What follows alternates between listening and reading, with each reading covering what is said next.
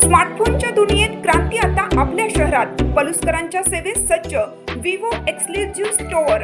आता विवोची superfast T series आणि गेमिंगसाठी जबरदस्त IQ सर्व लेटेस्ट मॉडेल्स आता आपल्या पलुसमध्ये उपलब्ध. नको बजेटची चिंता, आमच्याकडे फायनान्स सुविधा.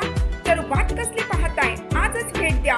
देशभूषण शीतल सावळवाडी यांचे Vivo exclusive store, Meenakshi Chitramandir जवळ, तासगाव रोड, पलूस. संपर्क 94 21 22 42 54 किंवा 91 72 57 16 27. विकसित भारत 2047 साठी सांगलीच्या सर्वांगीण विकासाचा संकल्प. पालकमंत्री चंद्रकांत पाटील. महाराष्ट्राचा 67वा स्थापना दिन सांगलीत उत्साहात साजरा. महाराष्ट्र हे देशाचे ग्रोथ इंजिन असून कृषी, उद्योग आणि सेवा क्षेत्रात राज्य आघाडीवर आहे. विकसित भारत 2047 या राष्ट्रीय ध्येयाच्या पूर्ततेसाठी सांगली जिल्ह्याचा सर्वांगीण विकास करण्याचा आमचा संकल्प आहे, अशी ग्वाही जिल्ह्याचे पालकमंत्री चंद्रकांत पाटील यांनी दिली.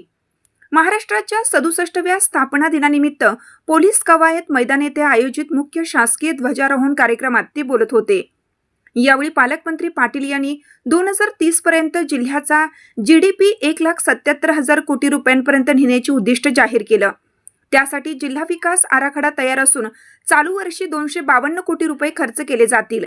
तसेच कायदा व सुव्यवस्था अबाधित राखण्यासाठी पोलिसांना आधुनिक सुविधा पुरवल्या जात आहेत.